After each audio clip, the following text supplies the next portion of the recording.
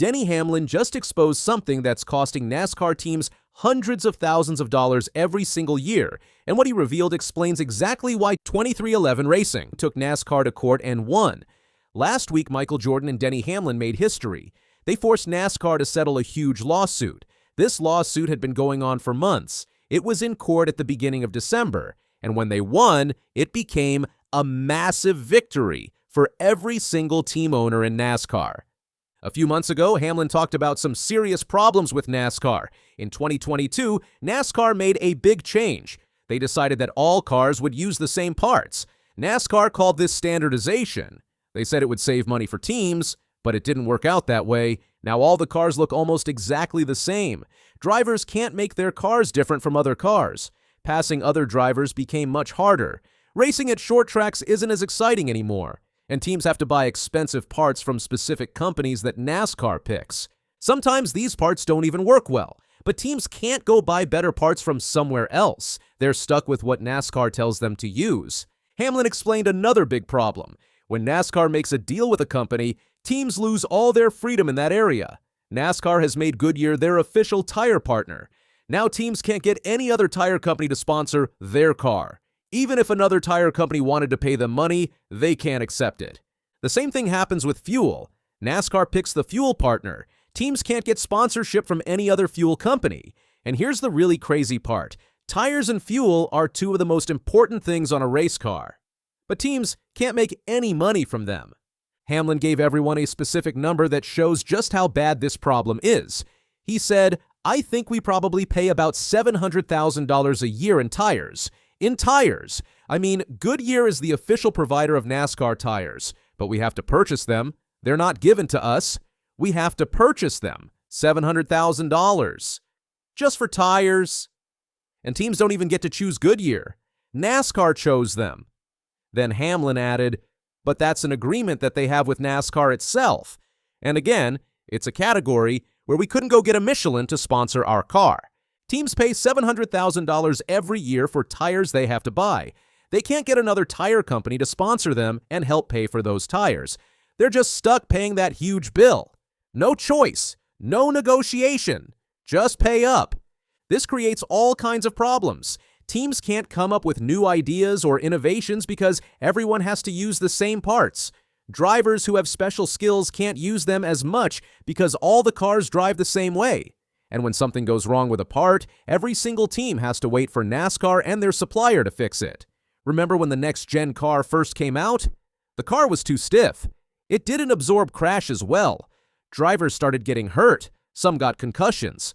But teams couldn't fix it themselves. They had to wait for NASCAR to make changes. Every team suffered because of this waiting game. The same thing happens with tires. Goodyear is the only tire supplier. Teams can't try different tires from other companies. They can't test which tires work better on different tracks. They just have to use what Goodyear gives them. In Formula One, they also use one tire supplier called Pirelli, but Formula One teams can pick from different types of tires. NASCAR doesn't let teams do that. Plus, the new NASCAR tires don't give drivers as much feeling. Drivers need to feel what the car's doing. These new tires make that harder. NASCAR said standardization would save money, but teams say it's actually making things worse. They pay high prices for parts they have to buy. And here's another wild thing. Teams don't even own these parts. NASCAR owns them. Teams are basically renting them. This is why teams got so frustrated. This is why they filed that lawsuit. They felt like NASCAR was treating them unfairly. The costs were too high. The rules were too strict. And teams had no say in any of it. Chevrolet, Ford, and Toyota are also unhappy. These car companies want to show off their engineering and technology. But with all the cars being the same, they can't do that anymore. Fans can't really tell the difference between manufacturers. That's bad for business. That's bad for competition. When every car is the same, racing gets boring. Innovation stops. Teams can't experiment with new setups. They can't try different approaches. Everything is locked down by NASCAR's rules. $700,000 for tires is just the start. Teams also have to buy fuel from NASCAR's chosen supplier. They have to buy specific engine parts. They have to buy transmission parts. They have to buy suspension components. All from companies that NASCAR picks. Teams can't get sponsorships from competing companies in these categories. This is what Hamlin meant when he talked about NASCAR's sponsorship restrictions. It's not just about which logos can go on a car. It's about teams losing the ability to make money while being forced to spend money on specific suppliers. The problem-solving authority has completely shifted away from teams. In the past, if a team found a better part, they could use it. If they had an innovative idea, they could try it.